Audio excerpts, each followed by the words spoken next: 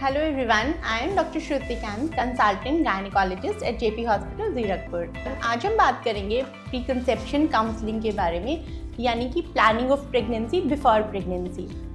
तो प्रेगनेंसी कोई surprise test नहीं होता, ये एक प्लान प्रोजेक्ट है जिसमें मदर और फादर दोनों ही स्टेक होल्डर्स होते हैं।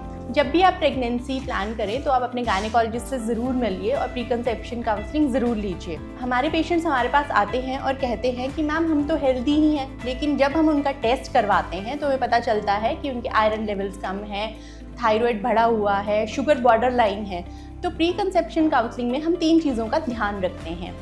फर्स्ट, आपकी मेडिकल रेडीनेस, यानी कि हम आपके ब्लड टेस्ट करवाएंगे जिसमें आपका थायराइड लेवल, शुगर लेवल्स, आपका rubella status, vaccination status, blood group, ये सब चेक किया जाएगा। साथ ही साथ मेल्स के केस में हम स्पर्म पैरामीटर्स चेक करते हैं और फीमेल्स के लिए हम एक अल्ट्रासाउंड कराते हैं जिससे उनकी यूट्रस और ओवरीज का स्टेटस हमें पता चलता है।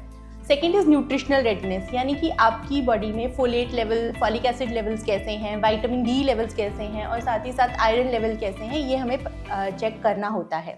थर्ड इज़ लाइफस्टाइल रेडीनेस, यानी कि आपकी बॉडी प्रिपेयर्ड है प्रेगनेंसी के लिए। साथ ही साथ आपका स्ट्रेस लेवल्स क्या है, आपकी स्लीप कैसी है और आपका वेट कंट्रोल में है कि नहीं, आपका BMI कैसा है। यानी कि प्रेगनेंसी सिर्फ यूट्रस हेल्दी होने से नहीं होती है, ये एक बॉडी का फुल टीम वर्क है। तो बॉडी का हेल्दी होना बहुत इंपॉर्टेंट है। रिसर्च कहती है कि प्री कंसेप्शन काउंसलिंग से मिसकैरेजेस का रिस्क 30 to 40% तक कम किया जा सकता है।